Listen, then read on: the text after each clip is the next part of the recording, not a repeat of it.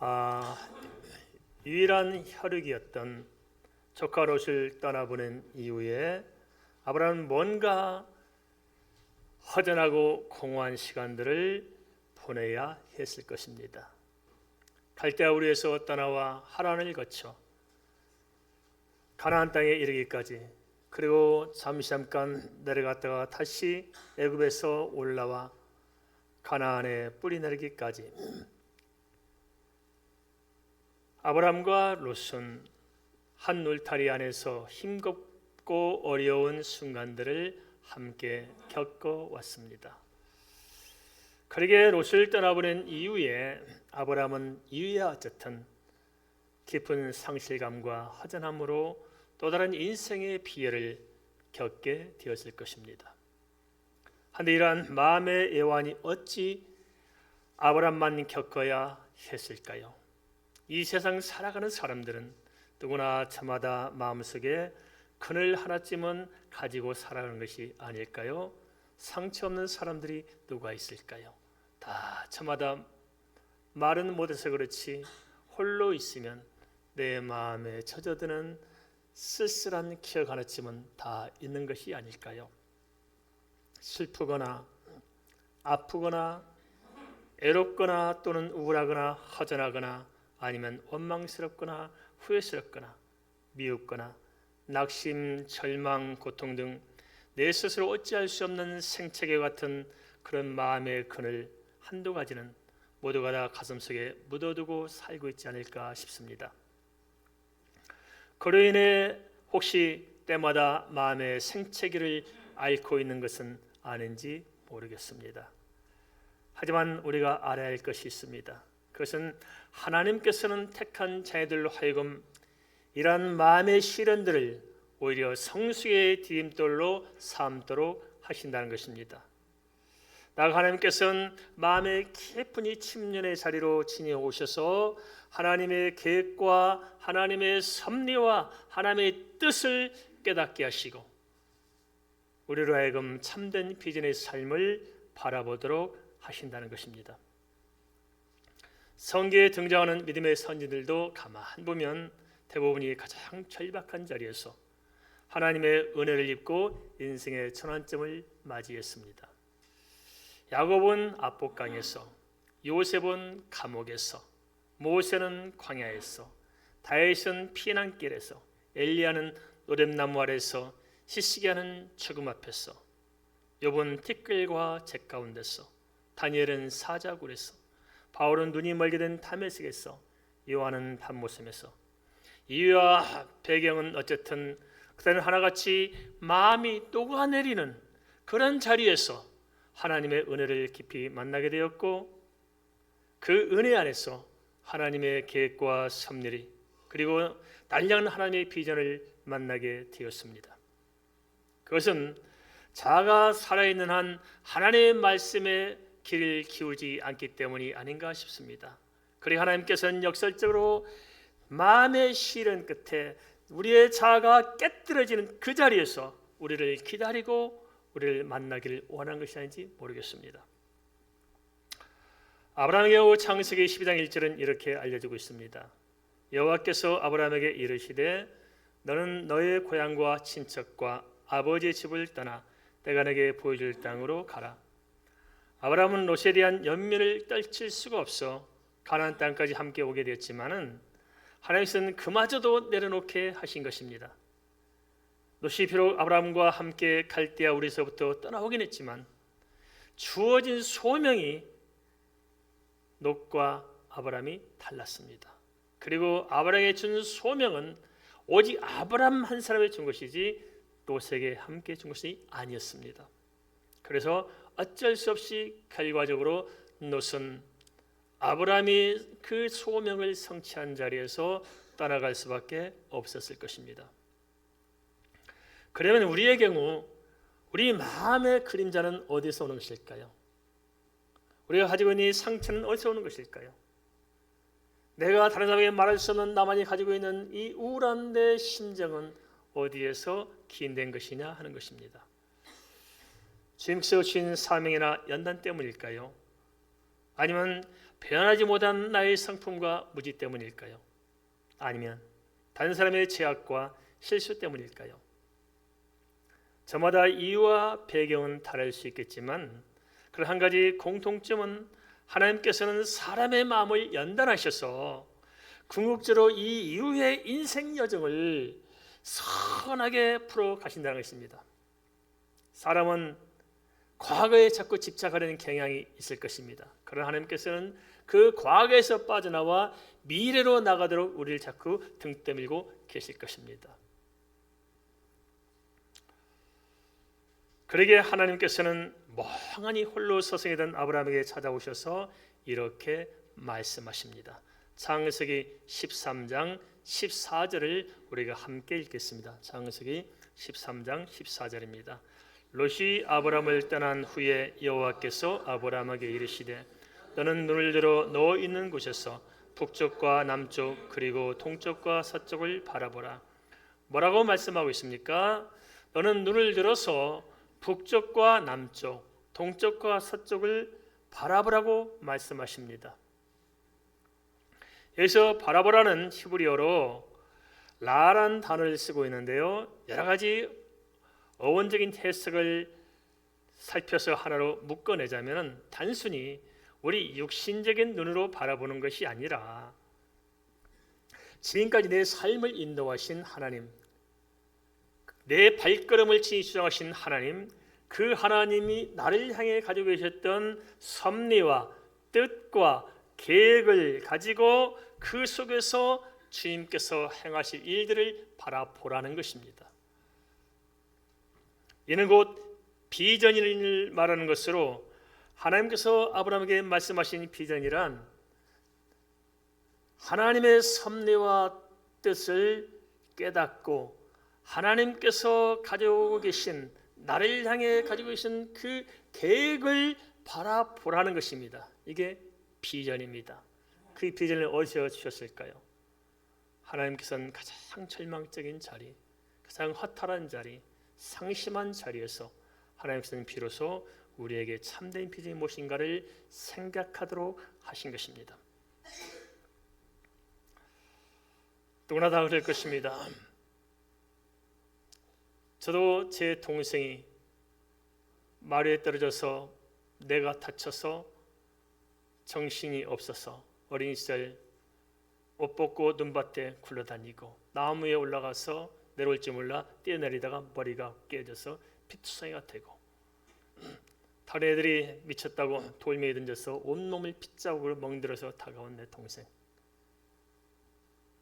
그 동생이 끝내 집을 나가가지고 대우버스가 들이받아가지고 교통사고를 나가서 전남대 병원에 데려다 놨는데 어린 제가 어떻게 할 수 없어서 동생을 붙들고 기도원에 맡겨놨는데 기도원에서 한결째 때려 죽여서 몸에 시퍼렇게 멍들어 죽은 모습. 그 동생을 집으로 데려올 수 없어서 누군가의 손에 맡기고 등 떠밀려 돌아왔을 때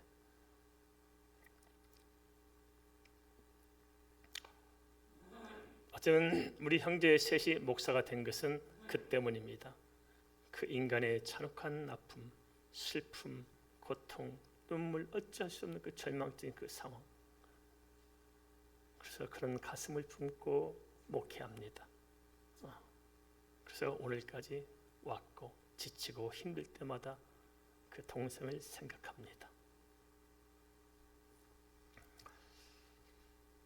하나님께서는 상심한 아브라함에게 찾아오셔서 가나안 땅에 대해 구체적으로 운을 떼셨습니다.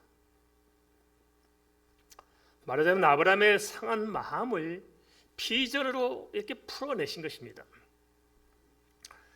그러고 보니 가만히 생각해보면 누구나 마음이 힘든 그 자리가 새로운 비전의 지평을 열어가는 전환점이 아닌가 싶습니다. 가정사도 그렇잖아요. 그죠? 서로 부부가 갈등하며 힘들어하며 때로는 갈랐으며 마음 상하며 부모와 자식 간에도 또 회사에서도 또 교회 안에서조차도 우리가 마음이 힘들고 고통스러운 그 자리에서 주님께서는 친히 찾아오셔서 우리의 그 거칠고 우리가 감당할 수 없는 그것들을 주님께서는 쓰다듬어서 새로운 비전으로 부어내시기를 원한다는 것입니다. 어쩌면 당시 아브라함은 허전한 마음 때문에 자기 안에 어두운 정서만 들여다보고 있었을 것입니다. 아브라함만이 아니라 사람은 누구나 마음이 상하면 그 어두운 정서에서 빠져나오기가 쉽지 않을 것입니다. 한데 하나님께서는 이러한 인간의 실존적인 현장에 오셔서 우리의 시야를 좀 바꿔내서 하나님의 계획과 그 섭리를 바라보도록 그렇게 우리를 이끌어 가시는 것입니다. 과거야 어쨌든 중요한 것은 현재의 물꼬를 어디로 열어갈 것인가 하는 것이 아닐까요? 그것은 어두운 정서만 들여다볼 것인가 아니면 새로운 비전을 붙들 것인가에 달려있을 줄 압니다. 과거는 바꿀 수 없습니다. 그러나 과거는 바꿀 수 없을지 모르지만 오늘 우리가 바라보는 우리에게 주신 비전에 따라서 우리의 미래는 우리가 바꿔낼 수 있지 않을까요? 바꿔낼 수 없는 과거를 붙들고 마음을 상하지 마시고 우리가 결단해서 바꿔낼 수 있는 우리 미래를 바라보면서 상처를 비전으로 바꿔낼 수는 없을까요? 롯이 따라간 것은 멀리 보면 하나님의 섭리였고 동서남북을 바라보러 가신 것은 아브라함에게 가지고 계신 하나님의 뜻이었을 것입니다. 사람으로서는 다 알 수 없지만 오늘 우리에게 주어진 현실 역시 넓게 보면은 천지를 창조하시고 인간의 생사복을 주장하시며 인류를 구원하시고자 하는 하나님의 큰 섭리 안에서 우리가 살아가고 있는 것이 아닐까요? 이러한 사실을 우리가 인정한다면은 우리 역시 내게 주어진 동서남북을 우리가 바라보면서 나를 향한 하나님의 뜻이 무엇인가를 우리가 되물어야지 않을까요? 그렇다면 아브라함을 향한 하나님의 계획은 무엇이었으며 그 비전은 무엇이었을까요? 창세기 13장 15절 16절은 이렇게 말씀하고 있습니다. 보이는 땅을 내가 너와 내 자손에게 주리니 영원히 이르리라. 내가 내 자손의 땅에 특길 갖게 하리니 사람이 땅에 뒷걸음이 셀 수 있을진데 내 자손도 세리라. 아브라함을 향한 하나님의 계획과 그 비전은 한편으로는 아브라함의 혈통적인 가계를 따라서 그리고 또 한편으로는 아브라함의 영적인 믿음의 계보를 따라서 동시에 역사적으로 성취가 되었습니다. 그것이 바로 마태복음 1장 1절로 아브라함과 다윗의 자손 예수 그리스도를 통해서인 것입니다. 아브라함은 롯이 떠난 자리를 바라봤을지 모르지만 그러나 하나님께서는 그 자리에서 눈을 좀 들어서 멀리 그리스도께서 오심으로 아브라함을 통해서 궁극적으로 해야 될 하나님의 그 원대한 계획을 성취하는 그 현장을 바라보도록 하신 것입니다. 관건은 하나님 세우신 그 비전은 말씀 그대로 성취되었다는 것입니다. 창세기 23장 15절에서 보이는 땅을 내가 너와 내 자손에게 주리니 영원히 이르리라고 하신 말씀 그대로 2000년 동안 흩어졌던 이스라엘 민족은 결국 가나안 땅을 회복했습니다. 또한 자손이 땅에 특길같이 많게 하실 것 같은 그 말씀은 말씀 그대로 역시 그대로 성취되어 오늘날 믿음의 후손들이 온 땅에 이렇게 번성하고 있습니다. 하나님의 계획과 뜻, 하나님께서 계획과 뜻 가운데 주신 비전은 그래서 인간의 능력이나 인간의 형편과 상관없이 하나님께서 친히 주관하시기 때문에 우리가 믿음으로 바라볼 수만 있다면 그 하나님의 비전을 나의 비전으로 삼을 수만 있다면 친히 하나님께서 그 비전을 성취하시고 매 순간 나를 통해서 하나님이 행하신 일들을 우리 눈으로 보게 하실 것입니다. 그러므로 자기 안에 상처만 고집하지 말고 성령의 음성을 듣고 눈을 들어 하나님께서 지시하시는 비전을 바라보시지 않겠습니까? 상처를 들여다보고 사시겠습니까? 아니면 비전을 보고 사시겠습니까? 과거의 추억에 젖어 사시겠습니까? 보다 아름다운 추억을 만들며 사시겠습니까? 우리가 선택해야 됩니다. 그렇다면 하나님께서 말씀하신 동서남북은 무엇을 가리키는 것일까요? 동서남북은 삶의 근거지일 수도 있겠지만 거식으로 본다면 하나님의 구속사적인 큰 사명이라 할 수 있을 것입니다. 어쩌면 아브라함은 자신의 한계에 갇혀 롯이 떠나간 당시 삶의 근거지만 바라보고 있었을지 모르지만 그러나 하나님께서는 그런 아브라함의 눈을 열어 하나님께서 행하실 거대한 구속사를 바라보게 한 것이 아니겠습니까? 그러한 배경에서 요한복음 8장 56절에서 주님께서는 이렇게 말씀하셨습니다. 너희 조상 아브라함은 나의 때 볼 것을 보고 즐거워하다가 보고 기뻐했느니라. 아브라함은 마침내 하나님께서 이루신 비전을 보았고 믿었습니다. 그런가 하면 하나님께서는 그런 아브라함의 후손을 통해 계시의 말씀과 하나님을 섬기는 제사와 메시아적인 혈통의 통로가 되게 하셨습니다. 하나님의 역사는 구체적이고 사실적이고 우리의 삶 속에서 그대로 성취하도록 하셨고 아브라함은 그 모든 사실들을 믿음으로 바라보았을 것입니다. 그리고 마침내 하나님의 비전 그대로 이 땅에 메시아가 오셨습니다. 하나님께서 아브라함에게 주신 비전은 하나님께서 친히 이루어 주신 것이었습니다. 중요한 것은 우리에게 비전이 있느냐 없느냐입니다. 그 비전을 우리가 이루는 게 아니에요. 우리가 무슨 능력으로 이렇게 하겠습니까? 아니에요. 하나님께서 주신 비전을 믿음으로 받기만 하면은 그 믿음 그대로 친히 하나님께서 이루어 주시는 것입니다. 저는 우리 좋은교회 성도님께서는 이러한 사실들을 잘 체감하시리라 여깁니다. 참 어렵고 힘든 시절 개척하고 밤이면 밤마다 교회 와서 작은 이불 하나 뒤집어 쓰고 기도하며 밤을 새우고 새벽기도 마치고 어떤 경우는 아침 10시까지 기도하다가 지내온 세월이 참 길었습니다. 그 속에서 하나님께서 장래될 일들을 다 보여주셨습니다. 그래서 처음 이야기했던 것이 153 비전입니다. 저는 153이라는 숫자에 제가 맞춰서 거기에 해보려고 했던 게 전혀 아닙니다. 하나님의 마음에 주신 그대로 기도하고 있었을 뿐입니다. 5만 명의 사역자를 길러내야 된다. 100개의 기관을 세워야 된다.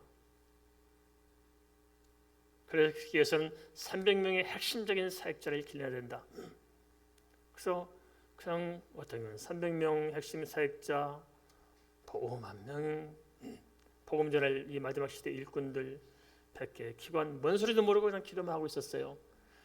하나님 감동대로 오늘 가만히 생각해보면 순서를 받고 기도하다 보니까 100개의 기관 1, 5만 복음 전하는 사역자 5, 300 핵심 사역자 3. 그러니까 그 153이더라고요. 그래서 이게 하나님 내게 주신 비전이나 싶어서 153 했더니 우리 성도들이 참 답답할 거예요. 153 고사하고 우리도 형편이 그죠? 참 한심하더라고요. 저도 참 한심했어요. 뭐 이게만 한 대여섯 명 모여가지고 153 하면 이게 되겠어요, 그죠? 이게 참 웃기고 한심하고 뭐. 그런데 근 15년, 20년 가까이 지났습니다. 그랬더니 지금은 153에다가 공을 하나 더 붙여야 되게 됐습니다. 153 가지고 안 돼요. 거기다 0을 하나 더 붙이면 딱 우리 사역이 거기까지 갈 것 같아요. 이걸 제가 했을까요? 우리 교회가 했을까요? 성도님들이 하셨어요. 누가 했어요? 그렇습니다. 우리는 믿음으로 받고 믿음으로 기도하고 믿음으로 주님을 우리의 그리스도요 주인요 왕으로 우리의 선자로 모실 뿐입니다. 모든 것은 주님께서 친히 행하셨을 것입니다. 이처럼 하나님의 비전이란 막연하거나 추상적인 것이 아니고 삶의 현장에서 실제적으로 경험되어지는 것이고 역사적으로 명확히 성취되는 것입니다. 그러기에 창세기 13장 17절에서 하나님께서는 이렇게 말씀하고 있습니다. 창세기 13장 17절 화면을 보고 함께 읽겠습니다. 너는 일어나 그 땅을 종과 행으로 두루 다녀보라. 내가 그것을 내게 주리라. 종과 행으로 두루 다녀보라는 말씀은 그저 땅밟기를 하라는 말씀이 아닐 것입니다. 그것은 하나님 주시는 비전을 붙들고 실제로 삶의 현장에서 실제로 좀 부딪혀보라는 것입니다. 비전을 성취하기 위해서는 사람들을 두려워하거나 세상을 두려워하지 말고 하나님을 믿고 좀 도전해 봐야 하지 않겠습니까? 그런데 왜 우리는 사람을 두려워하고 세상을 두려워해요? 세상을 창조하시고 사람을 창조하신 하나님을 두렵게 생각하고 하나님의 이대하심과 하나님이 나와 함께 하신 사실들을 믿고 좀 담대해야 되는데 그렇지 않아요. 한번 고개 숙여 사는 것이 아닐까요? 좀 가슴을 좀 펴십시다. 우리는 하나님의 자녀들입니다. 가슴을 좀 펴십시다. 우리에게 말씀하신 하나님은 살아계시기에 결국 누가 뭐래도 하나님 말씀대로 되지 않겠습니까? 기독교 신앙은 그래서 내 자신의 상처를 좀 깨뜨리고 나와서 나와 삶의 현장을 정확히 바라보고 내 인생을 주님께 위탁하면서 하나님께서 이루실 것을 믿고 담대하게 세상을 우리가 몸으로 부딪히는 것입니다. 도전하십시다. 믿음으로 나갈 때 하나님께서 친히 역사하셔서 불가능해 보이는 요단강이 갈라졌지 않습니까? 믿음이 능력이고 믿음이 대안이고 믿음이 실제 우리 삶을 변화시킬 수 있는 힘이 될 줄 믿습니다. 사람이 살다 보면 마음에 상처 하나 없는 이 어디 있고 마음 아픈 일 하나 없는 사람이 어디 있을까요? 한 주간도 마음 상한 일들이 많이 있지 않겠습니까? 그죠?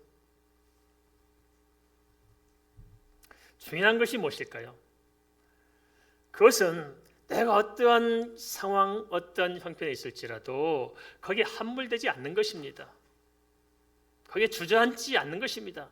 그걸 붙들고 그것이 인생의 전부인 것처럼 착각하지 않는 것입니다. 상처를 상처로 풀어가지 말고 상처를 비전으로 풀어내는 진정한 믿음의 사람들에게 주님께서는 내일의 참된 소망의 길로 인도해 가실 것입니다. 상처를 붙들지 마시고 비전을 붙드십시다. 고린도전서 15장 31절은 이렇게 권면하고 있습니다. 형제들아, 내가 그리스도 예수 우리 주 안에서 가진 바 너희에 대한 나의 자랑을 두고 단언하노니 나는 날마다 죽노라. 또한 고린도서 5장 11절은 이렇게 선언하고 있습니다. 그러니 누구든지 그리스도 안에 있으면 새로운 피조물이라 이전 것은 지나갔으니 보라 새 것이 되었도다. 내가 죽어지지 않으면 내 자신이 새 것이 될 수가 없을 것이고 내가 새 것이 되지 아니하면은 하나님의 비전은 물거품처럼 사라지게 될 것입니다. 과거는 이미 지나갔습니다. 안 그렇습니까? 과거는 지나갔어요. 오늘 이 순간까지 과거는 지나갔습니다. 한번 따라서 하겠습니다. 과거는 지나갔다. 지나갔습니다. 거기에 매이지 마십시다. 과거는 지나갔어요. 그러므로 상처난 자로 똘똘 뭉쳐있는 내 자를 더 이상 붙들지 마시고 이걸 좀 깨뜨리십시다. 상처를 깨뜨리는 아픔이 없이는 성장할 수가 없습니다. 상처를 던져버릴 수 있는 결단이 없이는 내일을 끌어올 수가 없는 거예요.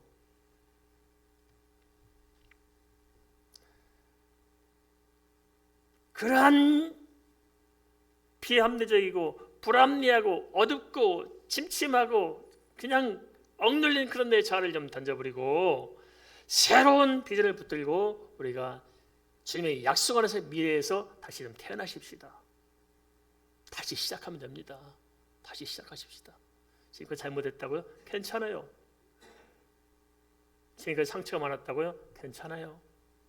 마음 아픈 일 많았다고요? 괜찮아요. 슬프다고요? 괜찮아요. 다시 시작하십시다. 다시 시작하면 돼요. 후회가 있다면 그 후회도, 미련이 있다면 그 미련도, 상처가 있다면 그 상처도 다 예수 앞에 내려놓고 하나님의 말씀대로 다시 동서남북을 바라보고 종과 행으로 다녀봅시다. 그렇다면 아브라함을 통해 보여주는 비전의 출발점은 어떤 것일까요? 구체적으로 우리의 비전을 우리는 어디에서 열어가야 하는 것일까요? 창세기 13장 18절은 이렇게 제시하고 있습니다. 창세기 13장 18절 화면을 보고 함께 읽겠습니다. 이에 아브라함이 장막을 옮겨 헤브론에 있는 마므레 상수리 수풀에 이르러 거주하며 거기서 여호와를 위하여 제단을 쌓았더라. 아브라함은 장막을 옮겨 헤브론에 있는 마므레 상수리 수풀에 거주했다고 알려지고 있습니다. 헤브론은 베델에서 남쪽 방향으로 30여 킬로미터 떨어진 곳입니다. 한데 아브라함은 창세기 13장 18절 첫 단어인 이해란 말이 내포하듯이 즉각적으로 베델에서 헤브론으로 삶의 근거지를 옮겼습니다. 아브라함이 연약하지만 하나님의 말씀, 그 비전을 듣고는 아브라함은 즉각적으로 결단한 것입니다. 주저앉아서 머뭇거리기만 한다면 아무것도 변화를 기대할 수가 없을 것입니다. 아무것도 안 하고 인생을 그저 조용히 사는 것보다는 뭔가 하면서 실패하다도 그 인생이 우리 가슴을 벅차게 감동으로 남도록 할 것입니다. 두려워하지 마십시다. 녹슬어 죽는 인생보다는 마무리해서 사라진 인생이 더 아름답지 않을까요? 과거의 상처나 쓰다듬어 보면서 눈물 짜고 앉아있는 것보다는 뭔가 도전하면서 과거의 상처를 비전으로 바꿔내는 삶이 훨씬 감동이 있고 훨씬 보람 있고 의미가 있지 않겠습니까? 주님의 뜻이라면 단호한 결단이 필요하지 않을까요? 행함이 없는 믿음은 아무것도 체험할 수가 없을 것입니다. 담대하게 밟아가십시다. 도전하십시다. 그러면 헤브론으로 옮겨서 아브라함이 한 일은 무엇일까요? 아브라함이 왜 헤브론으로 거처를 옮겼을까요? 창세기 13장 18절은 여호와를 위하여 제단을 쌓았다라고 말씀하고 있는데, 아브라함은 하나님께서 예배하며 살 곳으로 하나님 중심으로 보다 하나님께 가까이 가서 하나님께서 주신 그 은혜 가운데 살 곳이 어딘가 생각하면서 그 자리를 찾아서 삶의 근거지를 삼았다는 것입니다. 한 가지 우리가 혼돈하는 것이 있습니다. 그것은 무엇이 비전이고 무엇이 야망이냐 하는 것입니다. 대부분 사람들이 비전하면서 자기 야망을 쫓다가 실패하고 좌절하면서 하나님을 원망하지 않습니까? 비전과 야망은 구별되어야 됩니다. 그렇다면 비전과 야망을 나누는 기준은 무엇일까요? 하나님을 위하여 하나님께 영광을 드러내는 것은 그것은 비전입니다. 그러나 나의 만족을 위해서 나의 영광을 도모하려는 것은 야망입니다. 우리는 야망이 아니라 비전을 바라봐야 됩니다.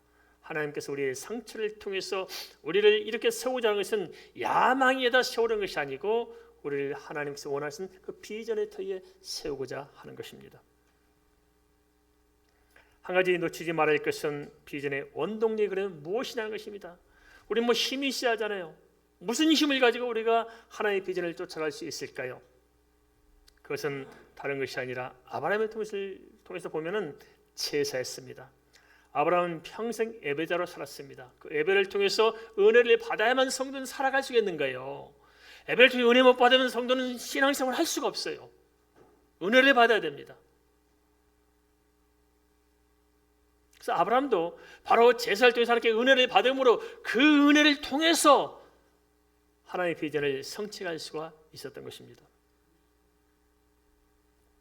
그래서 아브라함은 가장 중요한 것이 바로 하나님께 예배하는 것이었습니다. 바울 역시 마찬가지였습니다. 우리는 바울이 많은 전도, 많은 선교를 한 사람으로만 기억하고자 합니다. 그건 아닙니다. 바울이 전도와 선교를 해서 생명을 걸었지만은 그보다 더 중요하게 바울이 열심히 했던 일이 있었어요. 그게 뭐냐?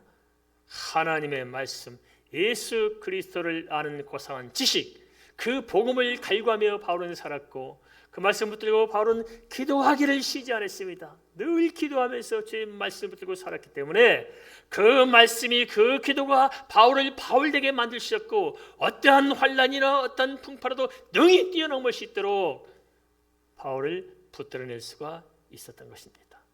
그래서 우리도 마찬가지요. 하나님 앞에 가까이 가서 하나님께 은혜를 받아야 그 은혜로 말미암아서 우리가 어떠한 난관이라도 돌파할 수 있고 뛰어넘을 수가 있지 않겠습니까? 은혜를 받으십시다. 예배를 통해서 하나님을 만나십시다. 제 음성을 들으십시다. 예배가 곧 은혜와 축복의 통로였던 것입니다. 그러기에 아브라함은 헤브론에서 하나님께 제사함으로 인생의 새로운 지평을 열어가고자 했던 것입니다. 어찌 보면 삶을 풀어가는 아브라함의 방편들은 참 답답해 보입니다. 노석의 선택의 우선권을 부여한 것도 그렇고 하나님께서 보이는 것을 다 주신다고 했음에도 불구하고 땅을 차지하고 다니려는 생각은 안 하고 하나님 앞에서 제선하고 있으니 세상적인 관점에 본다면 참 한심해 보이지 않을까요? 그렇지만 아니었습니다. 아브라함은 참 그런 영적인 부분에서 현명했습니다. 창세기 10장 3절에서 하나님은 이렇게 약속하셨던 것을 아브라함은 기억했을 것입니다. 너를 축복하는 자에게 내가 복을 내리고 너를 저주하는 자에게 내가 저주하리니 땅의 모든 족속이 너로 말미암아 복을 얻을 것이라 하신지라. 우리는 비전의 사람이 어떤 사람인 걸 알아야 됩니다. 대부분 성도들은 복을 구합니다. 복을 주시옵소서. 그러나 그것은 이 세상 사람들도 그렇게 하잖아요. 복 달라고 기도하잖아요. 오늘 아침에 운동을 보니까 또 저희 우리 교회 뒤편에서 보니까 어떤 사람이 그 절간 조그만 하나 있는데 그래서 이러고 있다고요. 나무 앞에서 그 뭐 빌고 싸고 하대요. 복 달라고. 우리는 다릅니다. 비전의 사람이라는 것은 복 달라고 하는 게 아니에요. 성경 뭐라고 말하고 있습니까? 아브라함 자체가 복이라는 거예요. 우리 자체가 복인 줄 믿습니다. 할렐루야. 내가 복인 겁니다. 따라서 합니다. 내가 복이다. 그래서 나를 축복한 자가 복을 받고 나를 저주한 자가 저를 받는 거예요. 하나님 이렇게 만들어 주신 것입니다. 이게 하나님의 손에 붙들린 복의 사람이고 비전의 사람이라는 거예요. 믿습니까? 우리가 뭐 좀 돈 좀 주시옵소서 뭐 좀 이게 아니에요. 우리는 내 자신이 하나님의 복의 통로인 것입니다. 내 말을 듣는 사람이 복을 받고 나와 손잡는 사람이 복을 받고 나와 함께 있는 사람이 복을 받고 내가 가는 곳이 복이 임하고 내가 행하는 일이 복이 되는 것입니다. 할렐루야. 이게 바로 비전의 사람인 것입니다. 시편 103편 1절 2절은 이렇게 말씀하고 있습니다. 내 영혼아 여호와를 송축하라. 내 속에 있는 것들아 다 그의 거룩한 이름을 송축하라. 내 영혼아 여호와를 송축하며 그의 모든 은택을 잊지 말지어다. 그리고 이어서 시편 103편 3절 5절은 앞에 1절을 받아서 이렇게 말씀하고 있습니다. 그가 내 모든 죄악을 사하시며 내 모든 병을 고치시며 내 생명을 파멸해서 속량하시고 인자와 긍휼로 관을 씌우시며 좋은 것으로 내 소원을 만족하게 하사 내 청춘을 독수리같이 새롭게 하심도다. 이게 바로 비전의 사람이고 하나님을 붙들고 그 하나님의 비전을 나의 비전으로 삼고 살아가는 사람들에게 펼쳐질 미래가 아니고 무엇이겠습니까? 어찌 보면 우리가 지난날의 연민 속에서 허우적거리며 어둠의 정서를 벗어나지 못하는 것은 하나님께서 주신 참된 비전을 바라보지 못하는 까닭이 아닐까요? 그리고 그 비전을 향해 결단하지 못하는 것이 아닐까요? 그 해답을 하나님께로 찾으면 되는데 하나님께서 찾지 못하고 여전히 내 안에서 머뭇거리기 때문에 우리의 삶은 낭비가 되고 우리 마음은 점점 더 깊은 수렁에 빠져가는 것이 아닐까요? 아브라함이 헤브론에서 하나님께 제사하며 인생을 다시 시작했듯이 우리도 하나님께서 내게 주신 나의 헤브론에서 내 인생의 새로운 비전을 펼쳐가지 않을까요? 상처난 조개만이 진주를 잉태하듯이 하나님께서는 우리 마음의 생채기를 통해서 진정으로 소중한 삶의 결실을 맺어가도록 인도하실 줄 믿습니다. 우리 말씀에서 함께 잠깐 기도하겠습니다.